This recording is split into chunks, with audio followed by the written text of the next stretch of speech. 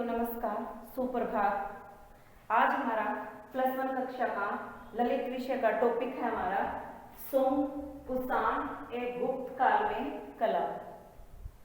जैसा कि बच्चों आपने पहले पढ़ चुके हैं हम मौर्य काल की कला के बारे में, तो आज हम सोंग कुषाण और गुप्त काल की कला के बारे में पढ़ेंगे।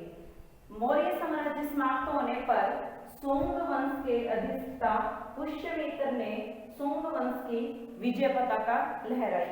जैसे ही मौर्य साम्राज्य का अंत हुआ तो बेटा उस समय जो हमारा सोंग वंश है वो आया, और सोंग वंश में उसके अधिष्ठा कौन थे? पुष्यमित्र।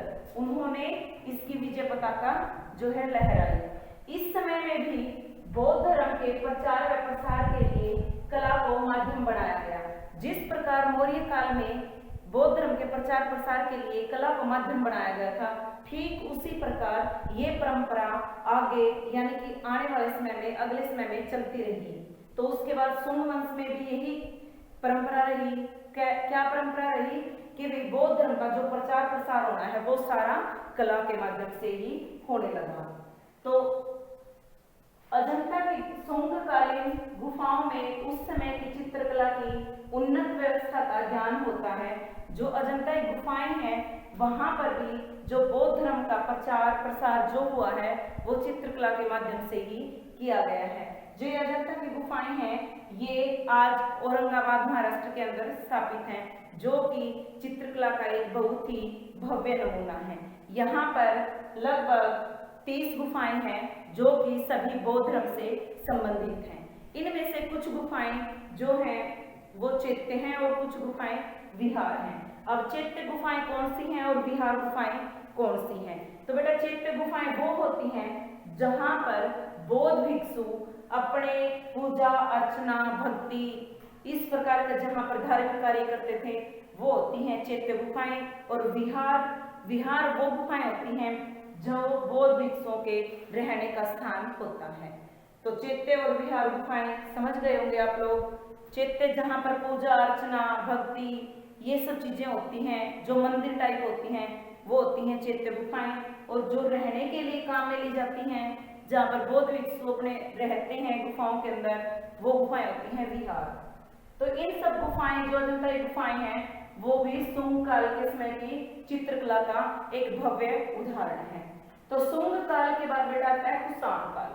तो कुषाण काल वंश का जो संस्थापक था वो कौन था? कदफिसेस हुआ। कदफिसेस ने इस वंश का जो है प्रारंभ किया। उसके बाद अगला जो शासक आया वो कनिष्क था। कौन था? कनिष्क। कनिष्क जो था वह एक बहुत ही धार्मिक विद्वान तथा कला प्रेमी शासक था।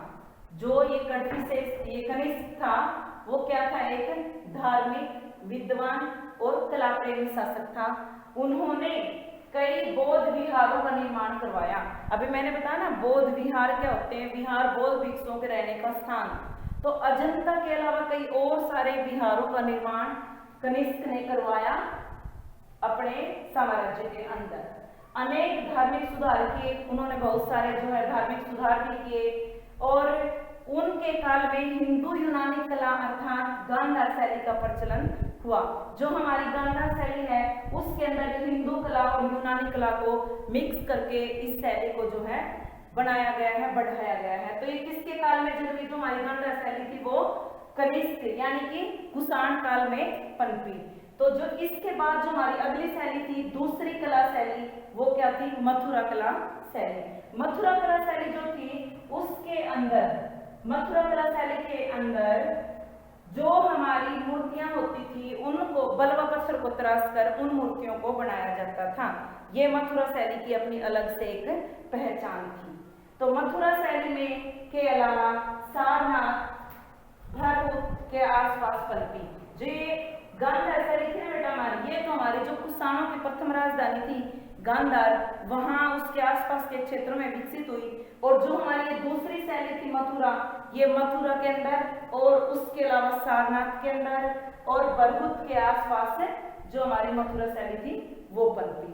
तो ये दोनों शैलियों के बाद इस कला शैली में जो ये मथुरा कला शैली है इसके अंदर लाल बलवा पत्थर को तराश कर बौद्ध धर्म धर्म से संबंधित ही बहुत सारी मूर्तियां बनाई गई, अत्यधिक मूर्तियों का निर्माण किया गया। उनमें से कुछ मूर्तियां इस प्रकार हैं। जितनी भी मूर्तियां बनी वो सभी बौद्ध धर्म से संबंधित ही मूर्तियां थी और इन मूर्तियों का विवरण इस प्रकार है। नंबर 1 है बोधिसत्व शीर्ष। जो हमारी मूर्ति है बोधिसत्व शीर्ष, इसके अंदर इसका माध्यम है संगमरमर पत्थर। जो ये मूर्ति है इसके अंदर भगवान बुद्ध के जो शीर्ष है उसकी मूर्ति को तराशा गया है। केवल शीर्ष इस मूर्ति के अंदर दर्शाया गया है, जो कि किसके द्वारा बनाई गई है, संगमरमर पत्थर के द्वारा बनाई गई है। और इसका संग्रहालय बेटा राष्ट्रीय संग्रहालय नई दिल्ली, यानी कि राष्ट्रीय संग्रहालय के अंदर हम आज भी उस बोधिसत्व शीर्ष की जो मूर्ति है उसको हम आज भी देख सकते हैं।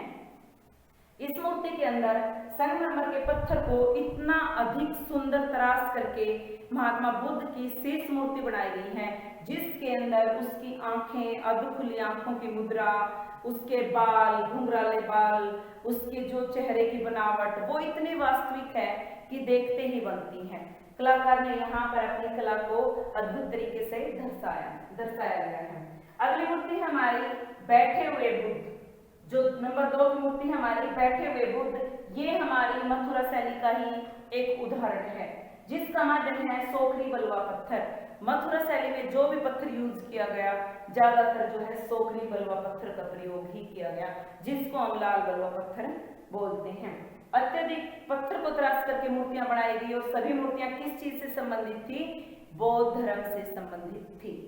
तो इस जो ये हमारी मूर्ति है बैठे हुए बुद्ध, इसके अंदर महात्मा बुद्ध को बैठे हुए दर्शाया गया है और महात्मा बुद्ध की अनेक बहुत सारी मुद्राएं इस मूर्ति के अंदर दर्शाई गई हैं, जैसे ध्यान मुद्रा, ज्ञान मुद्रा, अभय मुद्रा, यानी कि भगवान बुद्ध की जितनी भी मुद्राएं थी, धर्म चक्र परिवर्तन मुद्रा, इन सभी मुद्राओं को इस मथुरा शैली के अंदर बैठे हुए बुद्ध नामक मूर्ति के अंदर दर्शाया गया है।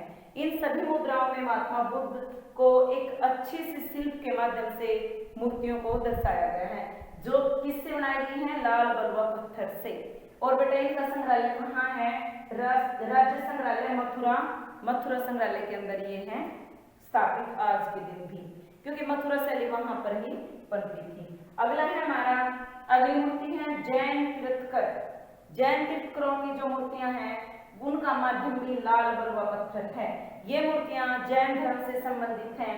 इसके अंदर हमारे जैन धर्म से संबंधित 24 तीर्थकरों में से पहले और सबसे अंतिम तीर्थकर की मूर्ति को बनाया गया है पत्थर को तराश करके। इसमें हमारे जो पहले तीर्थकर थे ऋषभदेव जी और जो हमारे आखिरी 24वें तीर्थकर थे महावीर स्वामी जी, उन दोनों को खड़ी हुई अवस्था में इस मूर्ति के अंदर दर्शाया गया है। इस मूर्ति का माध्यम भी लाल बलुआ पत्थर है और इसका संग्रहालय राज्य संग्रहालय उत्तर प्रदेश के अंदर ये आज भी स्थापित है। इस मूर्ति के अंदर जैन धर्म के सभी तीर्थकरों में से केवल 2 को दर्शाया गया है, पहला और अंतिम, जो खड़े हुए मुद्रा में दर्शाए गए हैं और उनकी शारीरिक बनावट बहुत ही सुंदर और बहुत ही अद्भुत बनाई गई है। तो ये थी बेटा हमारे शुंग, कुषाण एवं गुप्त काल की कला के बारे में कुछ छोटी मोटी जानकारी। अब मैं आशा करती हूँ कि आप सबको मौर्य काल, शुंग काल, कुषाण काल और गुप्त काल की कला के बारे में अच्छी खासी जानकारी हो गई होगी। तो आप सभी इन सारी चीजों को एक बार पढ़ेंगे, दोहराएंगे और अपनी कॉपी में लिखेंगे। इसी के साथ ही धन्यवाद। जय हिंद, जय भारत।